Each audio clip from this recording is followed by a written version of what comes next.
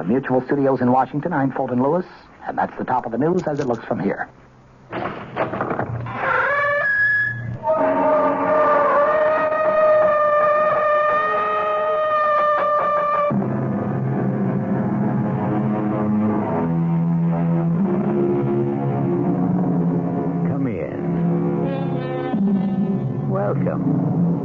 I'm E.G. Marshall.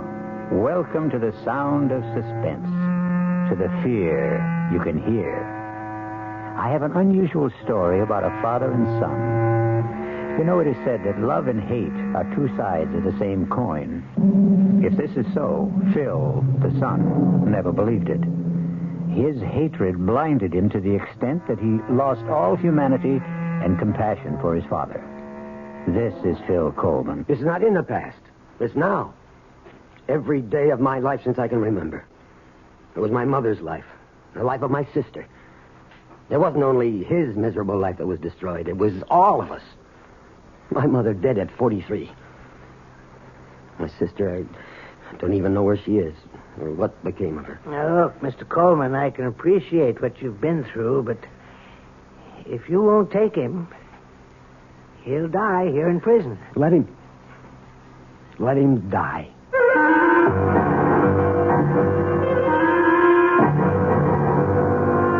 Our mystery drama, Accounts Receivable, was especially written for the Radio Mystery Theater by Sidney Sloan and stars William Prince. It is sponsored in part by Anheuser-Busch Incorporated, brewers of Budweiser, and by the Kellogg Company, makers of Kellogg's Special K cereal. I'll be back shortly with Act One.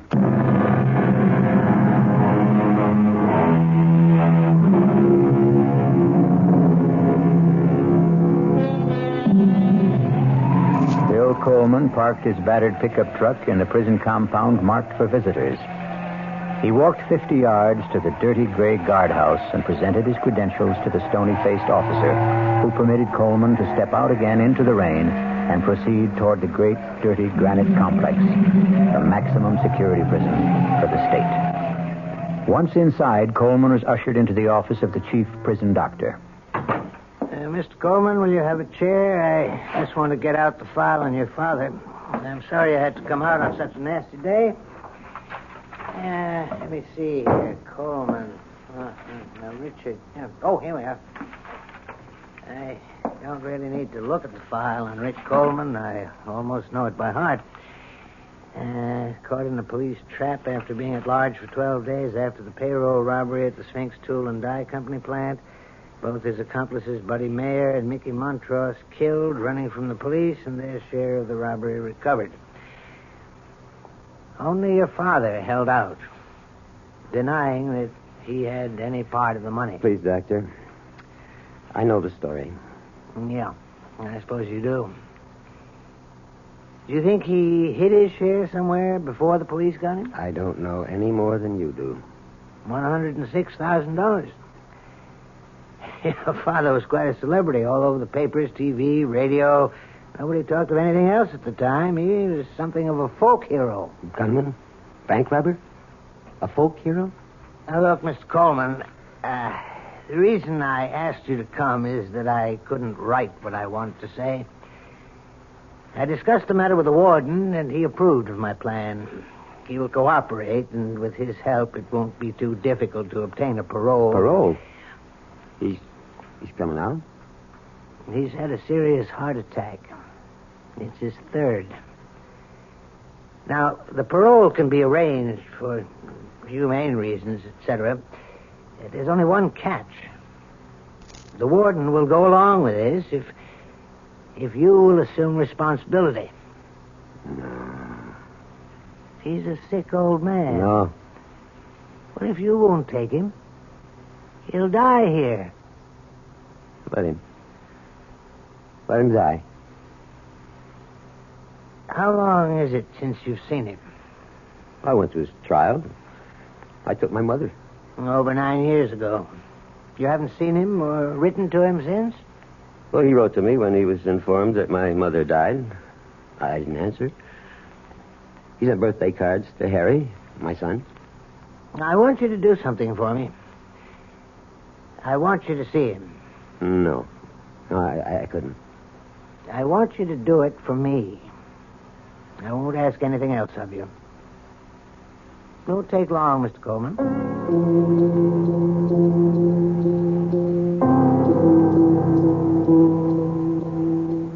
Rick? Think you can wake up a bit and talk? Yeah? Oh, it's you, Doc. What do you want? I brought someone to see you, Rick. Hello? Rick? Who is it? It's your son, Rick. He's come to see you. Phil? You? Yeah? Yeah, Rick. How are you feeling? I feel fine. I've been a little under the weather. How's the kid? Oh, Harry's fine. He's going to school. Fine. Nina, how's she? I only saw her that one time at the trial. Oh, she's okay. She's getting on. Hey, Phil, I wonder if, when you get back, would you send me a picture of Harry? Oh, yeah. I guess so. I'd appreciate that. Sure. Sure, I'll send you pictures. Well, only, Phil, if you don't mind, I'd like to have my grandson send it.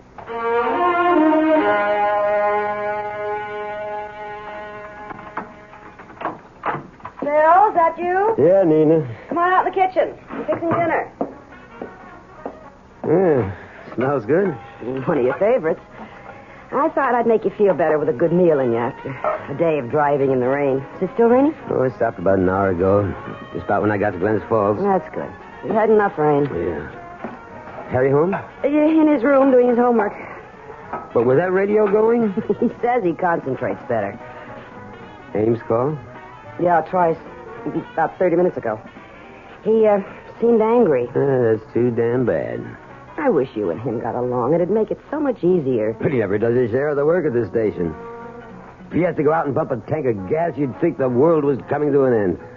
He hardly gets his hands dirty. Well, now, you knew he didn't know anything about the gas station business, Phil. Okay, I needed his money, but I can't carry him on my back. I gotta buy him out. Well, ain't you gonna ask me? I know you'll get around to it in your own time. I saw him. Talked to him. How is he? Hardly recognized him. Gotten so old. I don't think he knew me at first. He's been sick. Heart. Doc said it was his third, a bad one. That why they wanted you to come see him? Partly. They had something else up their sleeve. They're going to let him out. Out? Well, I thought he was in for life. That's right. 4-time loser, they call it. According to the state laws, that's life. But because of his health, the doc called it humane reasons or something, they'll parole him. And they have to get your approval, huh? That why they made you come? Something like that. They want me to be responsible for him. What? Want me to take him in, take care of him. Well, maybe he wouldn't want that, Phil. He's got nothing to say about it. It's either that or die in prison. Oh, Phil. I told him. No, I wouldn't have him. Now, Phil, you know you're going to take him in. No, I'll never have him in my house. Let that jailbird die where he belongs. Let him die in prison.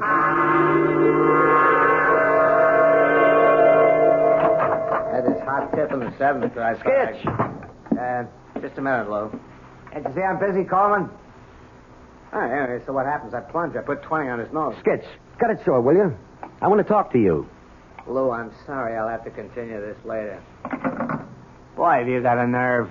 Your damn telephone call's so important you can't wait on a customer. That punk, I knew he was there. Give me $2 worth. I'm trying to discourage customers like that. Looks like you're trying to discourage all of them. We're losing people every day to Ray Damon at the People's Corner. Good. Why don't you buy me out and go join up with your buddy Ray? You make me very happy. I can't talk to you anymore without getting into a fight. I want out, Coleman. I want it quick. Buy my half of the business and run things your own crooked way. Crooked? What are you saying? I'm wise to you, Coleman. I've known about you for the last 3 years. What? I should have known it 4 years ago. I could have avoided all this. Avoided what, Ames? Okay, buddy, if you want it cold and clear like a weather report, your father's a jailbird. Go on. Why should I go on? You get what I mean. No, I don't. I'd like to have you spell it out. All nice and slow. You know the old saying, like father, like... You're the lowest scub I've ever known. To lay on me about what my father's done. I've never cheated you out of one lousy cent. I put up with you, split even with you for 4 years. You haven't done 5 cents worth of work. This does it. I want you to get up 15 grand by the end of the month and buy me out. I'm seeing Clark Wetley at the bank tomorrow morning. As for you, you don't have to come around here to use the phone in the men's room. You just stay home. I'll send you your cut. Now get out of my service station.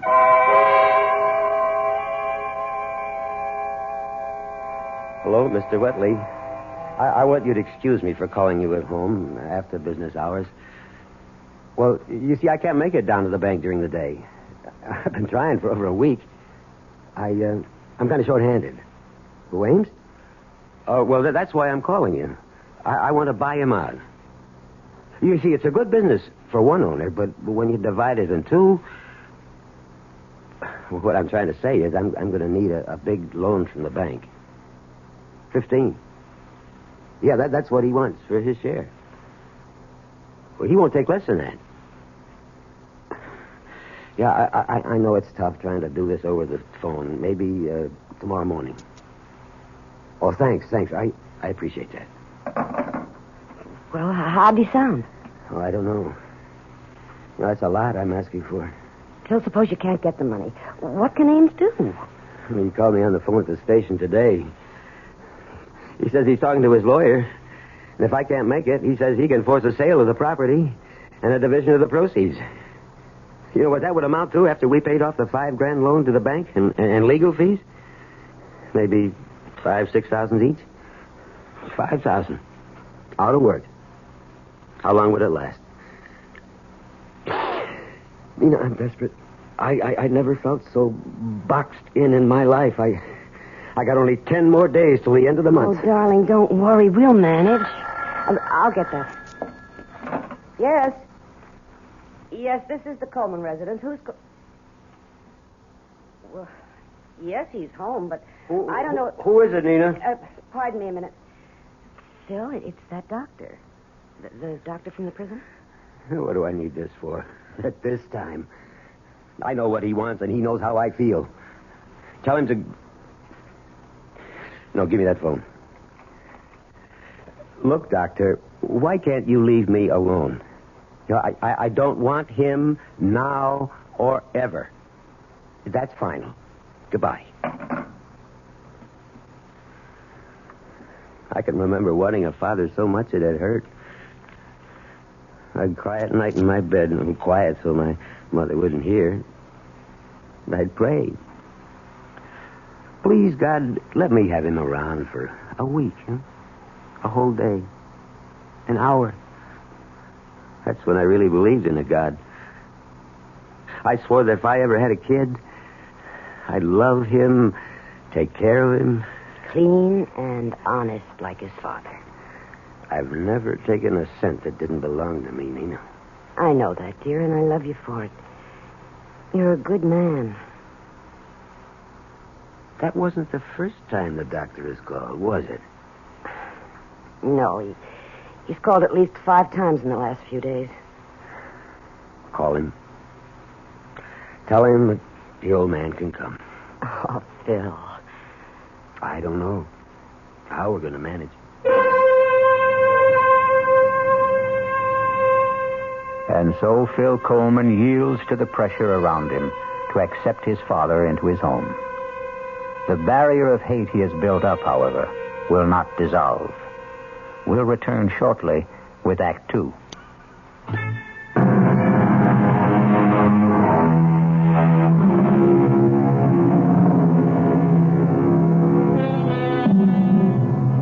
The first of the month has come, and Phil Coleman has not been able to raise the money to buy out his partner. Another event is taking place which brings him no joy.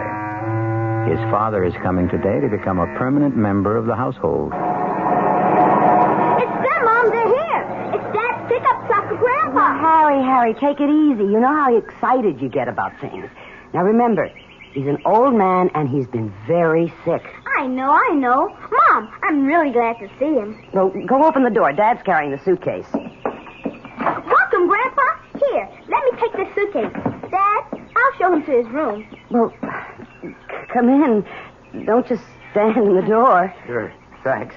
Let me take the suitcase. Huh? Oh, yeah, here. Follow me, Grandpa. I'll show you where you bunk. Harry, take it easy. Give him a chance to catch his breath. You want to sit down, Rick? Okay to sit, Phil? Sure. If you want anything, coffee or tea or anything. I ain't allowed to drink coffee. Oh. Well, if you're tired... No, I ain't. You can go to bed. Don't sit up to be polite. I ain't tired. Oh, Nina, I'm going down to the station. I got a little work to do. Well, Eddie called up at 7 when he closed up, Bill. What's the point of going there at this hour? Well, today's the first of the month. I said I'd pay my bills. Some people do, you know. Phil, your father just got here. I got bills to pay, Nina. How about a game of checkers, Grandpa? Homework, Harry? I did it this afternoon so I'd have a chance to spend some time with Grandpa. How about it, Grandpa? I'm going to show you how to play that game. I was a champ at it.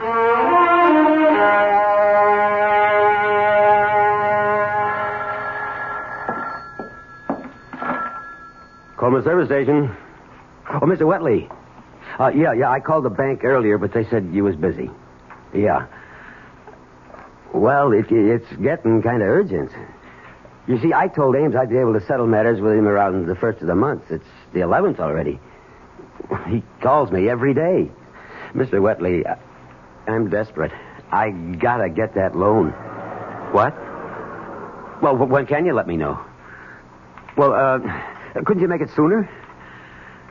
Okay, Mr. Wetley. I know you're doing your best for me. Pardon me, Mr. Wetley. Someone wants gas. Please call me as soon as you know. Thanks.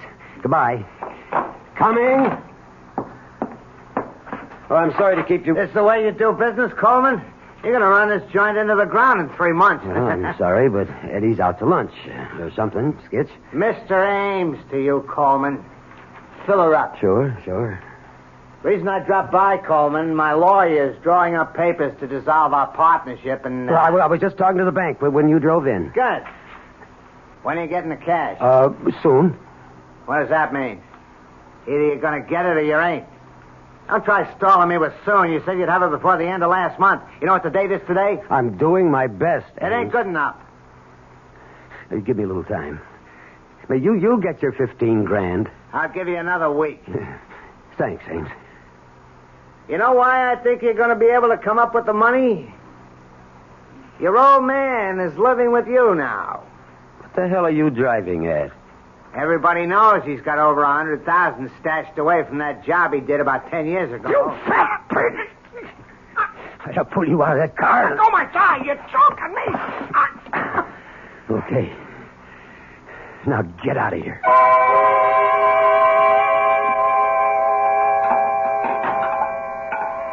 Coach says I'm a natural for basketball, Dad. All I need is practice. Yeah, good. Nina, you know I got to get back and relieve Eddie for dinner if the meal ain't ready. It's all ready, Phil. It's all ready. Rick, food's on the table. Thought I'd join you for grub. I don't want to cause no trouble. Sit down, Grandpa. There was a man here to see you today, Rick. See me? Mm-hmm. Can't imagine who'd be coming around to see me. Maybe some old cellmate. Phil. Guess maybe Phil's right. One of my old buddies.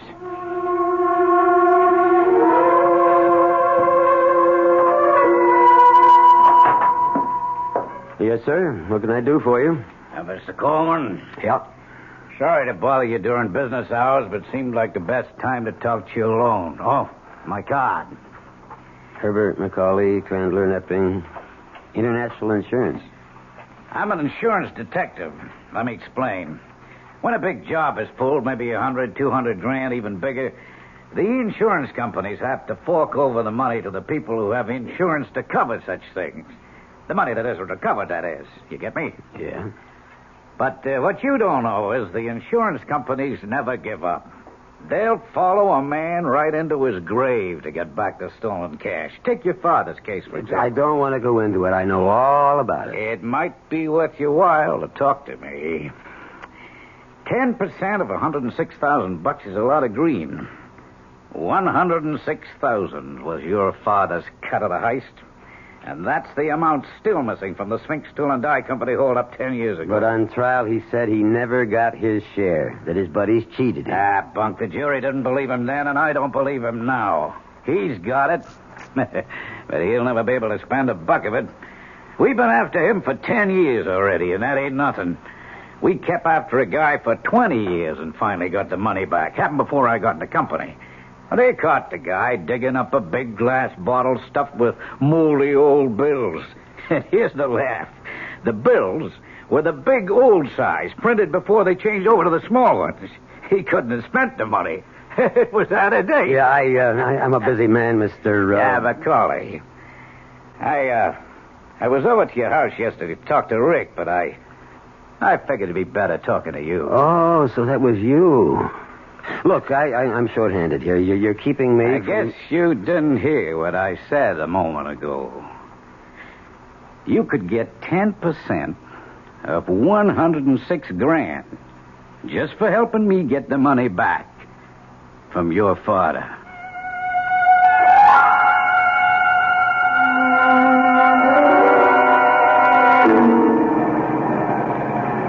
Okay, now, what's the big mystery? Where's Harry? Didn't go to church last Sunday either. No big mystery, Phil. He's out with the boys practicing basketball. So you have to practice today? It's the only time the basketball field or court or whatever they call it is available. So the little stinker thought he was going to get away with it, did he? Oh, now, don't be too hard on him. He's a good boy, and he works very hard at his schoolwork. Oh, I know. I used to go AWOL Sundays whenever I could as a kid, play basketball.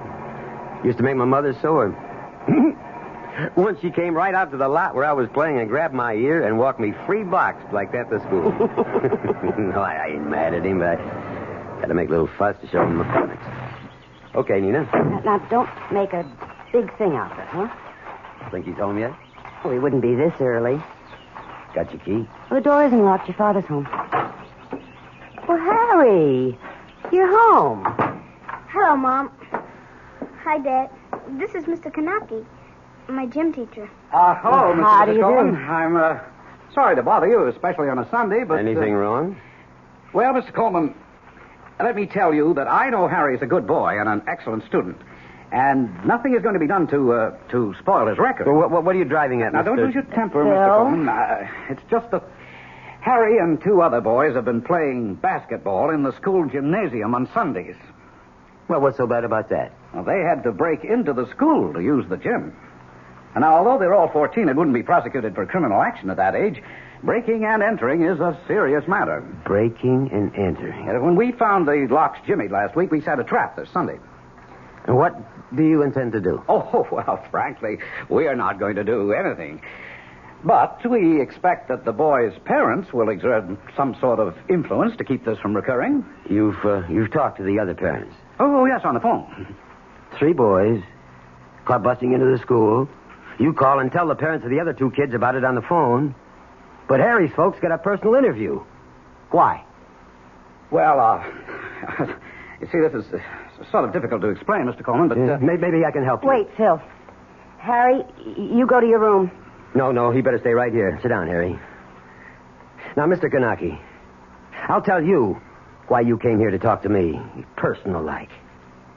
You know the name Coleman for a long time, don't you? Read about it in the papers? Well, really, it was your son who revealed that Rick Coleman was his grandfather. He turned in a theme last week to his English teacher, Mrs. Margolis, which rather shocked her. He used bad words? Oh, no, that wasn't it. He seemed proud of the accomplishments of his grandfather, extolled his talent, so to speak. Now, aren't you making a lot more out of this than is really there? Well, I told Mr. Gilchrist I didn't want to come here, but he insisted. It seems that he wanted to know about your father, Mr. Coleman. We understand that he's living with you. You think he's been a bad influence? Oh, I'm trying not to make any judgments, Mr. Coleman, but I expect you will. And now I think I've said enough. Please excuse me for spoiling your day. Goodbye. Keep your nose clean there, Harry. Bye, Mr. Kanaki. Go to your room, Mary. Yes, Dad. I got a lot of homework anyway. Well, what are you going to do, Phil? I don't know. But I'm going to start out with him. With Rick.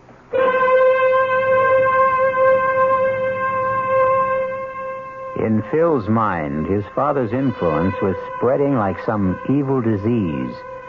Now even young Harry was infected. But what he neglected to notice was the change in his own character. We'll be back shortly with Act 3.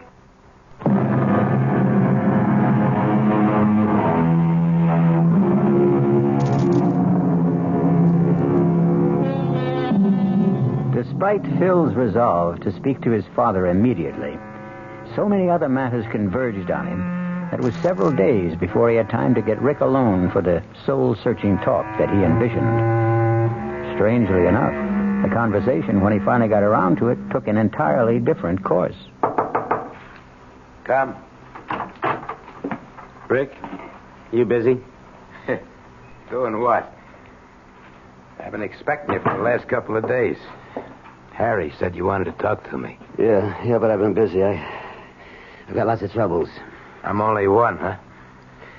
Well, you want I should pack up and... What are you talking about? Only place I gotta go is back to Stir. Now that the kid gets rapped with a charge of breaking and entering. I figure this is it.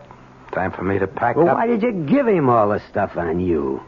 The story he wrote for his teacher about your life. He told me he was going to write it. He asked me for help. I told him don't do it. It'll get you in trouble. So he goes down to the library. And they let him see the old newspapers and microfilms. Oh, so that's how he got it. Ask him. No, I believe you. First time in your life, I felt. What? That you believe me. Yeah, maybe.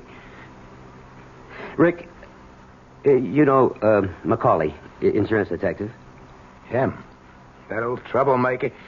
First couple of years I was in Stir, he was practically my only visitor. Yeah, well, he came to see me with something on his mind. Don't tell me, I know. That old story, huh? That dough was supposed to be my cut.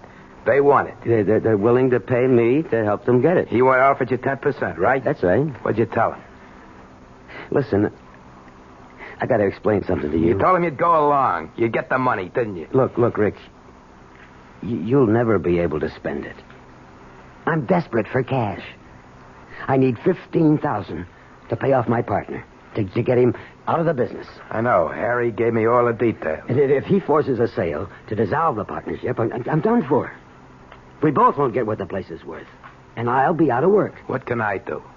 Look, the bank is holding back on lending me 15. But I could get 5. Give me the money, Rick. Oh, boy. That's a laugh. You've never done anything for me in my whole life. Now's your chance to pay me back for the kind of childhood and life I've had because of you. Look, hold on. I'd like to help you if I could, but I can't. Why not? Because you want to hog the whole $106,000 for yourself? You think that? Yeah, Macaulay does too. I haven't got the money. You know where it is? No. I said at the trial I didn't get my cut. They cheated me. Yeah, they said you were lying then. I told the truth. You're lying now. Okay. Suppose I'm lying. I'm not giving up that money because there ain't no money.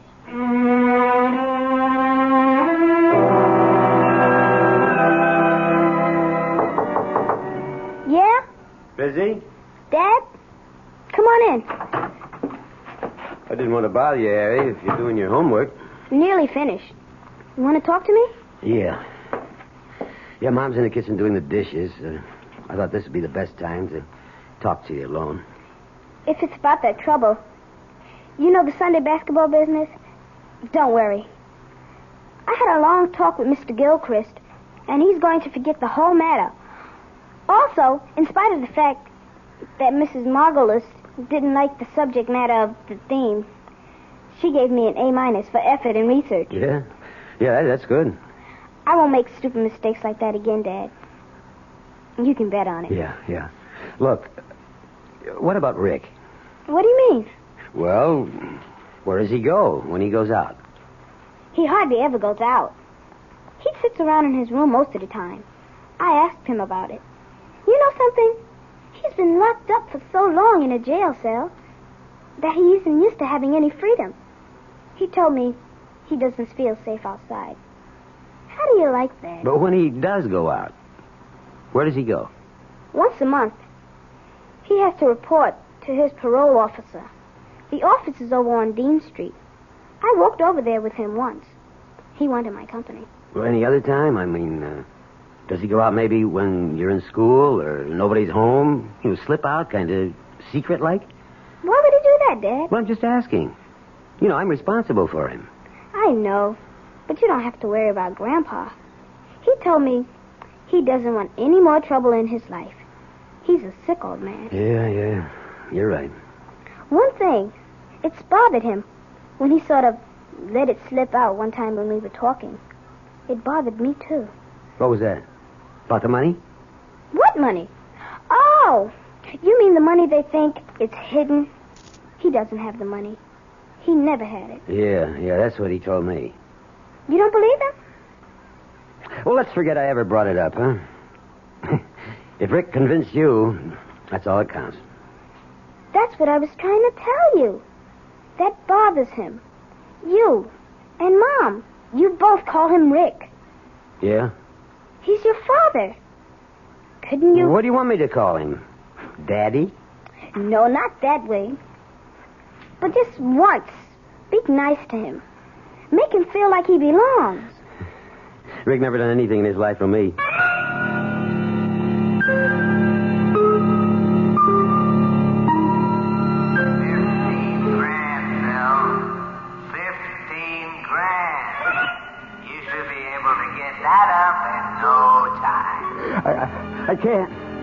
I can't. The bank says I gotta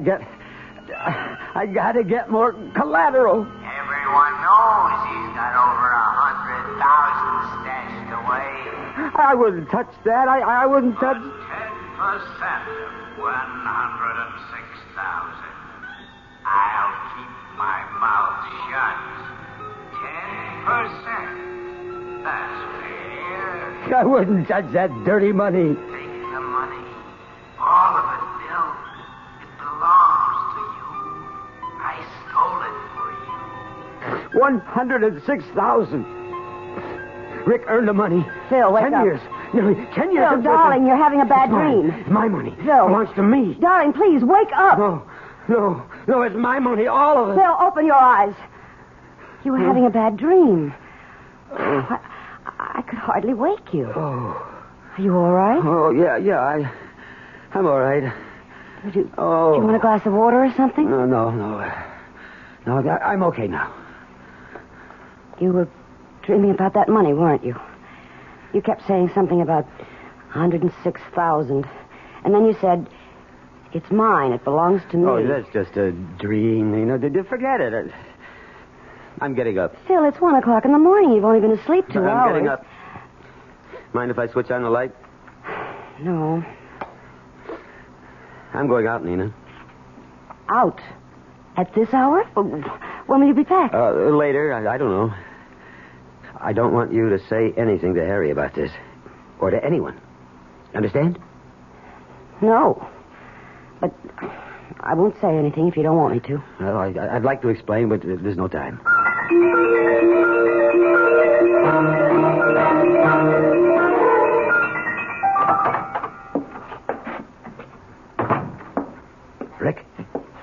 Rick. Wake up. Yeah? Who is Me, Rick. Get up. What's the matter? I'll turn the light on. What's going on? Get your clothes on, Rick. What time is it? It's the middle of the night. Get your clothes on. Yeah, sure, fellas. Sure, if you say so. Come on, hurry up. Get dressed. Sure. But I don't get it. But I do. What? What you owe me. Oh, you mean for room and board? Oh, sure. Look, Rick, I don't want to play games with you. I want the money that you hid away for 10 years. You owe it to me, and I need it. You really think I got it? You really think I got it? I will... Get up! Get up! Don't you laugh at me. Don't you ever laugh at me. I wasn't. It just struck me that you believe I got that loot stashed away someplace, just like everybody else. That's right. And I want it. Now, you and me are going to go where that money is. Phil, tonight. I swear I ain't got it. I never had it. Get out. Come on, get out. I told you the truth, Phil. You never told the truth in your whole rotten life. But you're going to come clean with me now, Rick. We're going out tonight, and we're going to get that money. All of it. Phil, you're acting crazy. It's mine. That money. You owe it to me. It's kind of like what they call accounts receivable. It can't work, Phil. It can't work. Why not? Because there ain't no money. There never was. I never got any. Rick, you all right? Yeah, just fine. Well? Okay, let's go. You win.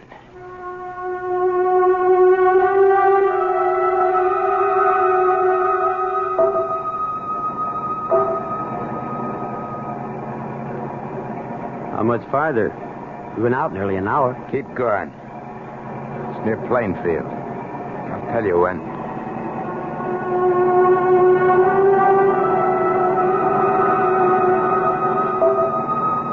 We're 5 miles past Plainfield. It's near here. I recognize it. I see it. Stop here. Okay. Now where? Here. See this here path?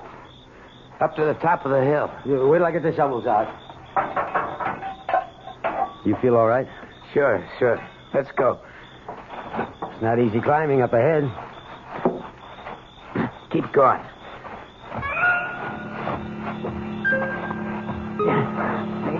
Keep going.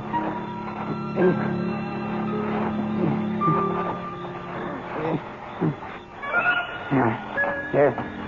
This is it. Here, start digging.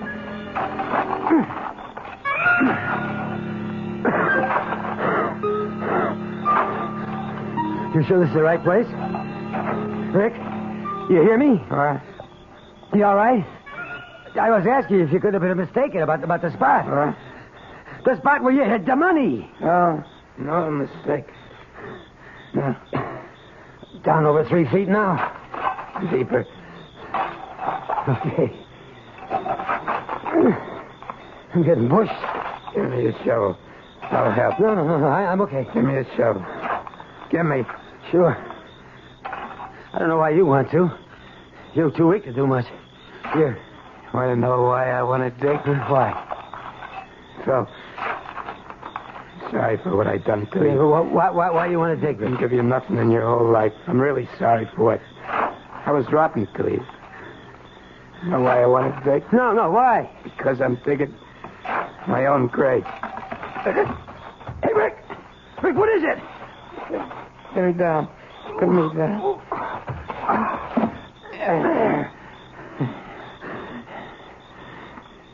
There ain't no money, Phil. Not a damn cent. No dough. I was telling the truth once in my life, and nobody believed me. Okay. I believe you. No, let's take it easy. You're going to be okay. No, never. Why'd you want to go through with this whole digging business if you knew it wasn't there? I wanted to show you what wanting money can do even to an honest Joe like you. Now maybe you can understand the kind of mug your father was. Oh,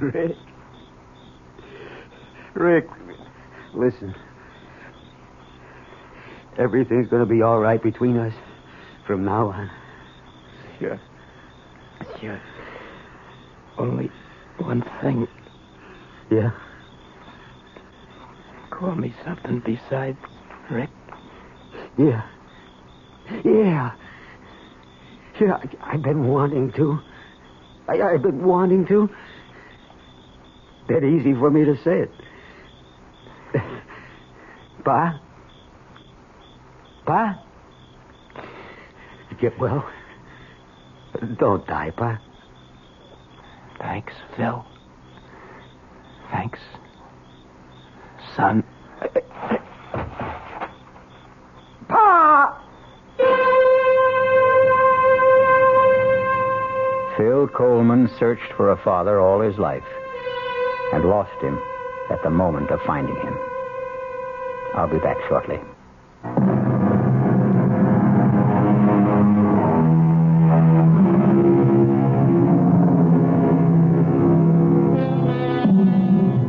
The other side of the coin was revealed to Phil too late.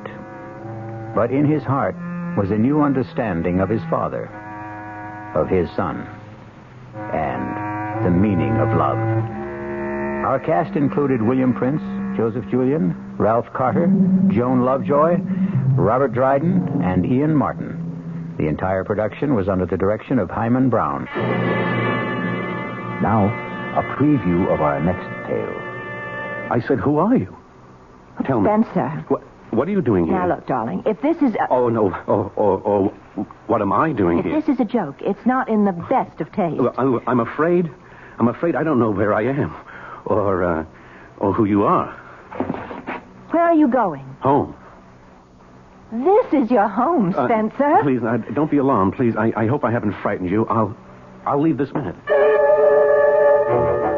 You mean that after 23 years of marriage, you look at your wife one morning and you don't know who she is? This is E.G. Marshall inviting you to return to our Mystery Theater for another adventure in the macabre. Until next time, pleasant dreams.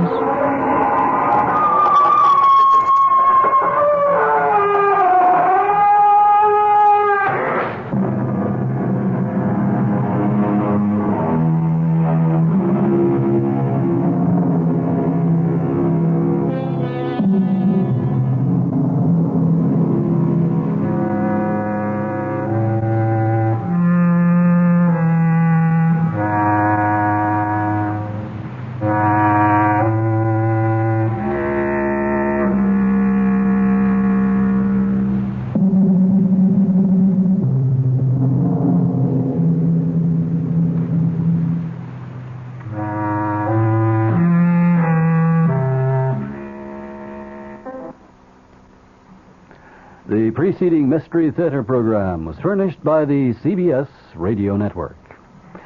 This is WOR New York, an RKO General Station, your station for news as it happens. Your dial is set for the latest international, national, and local news with John Scott reporting from the 710 newsroom. WOR New York, the time 8 o'clock.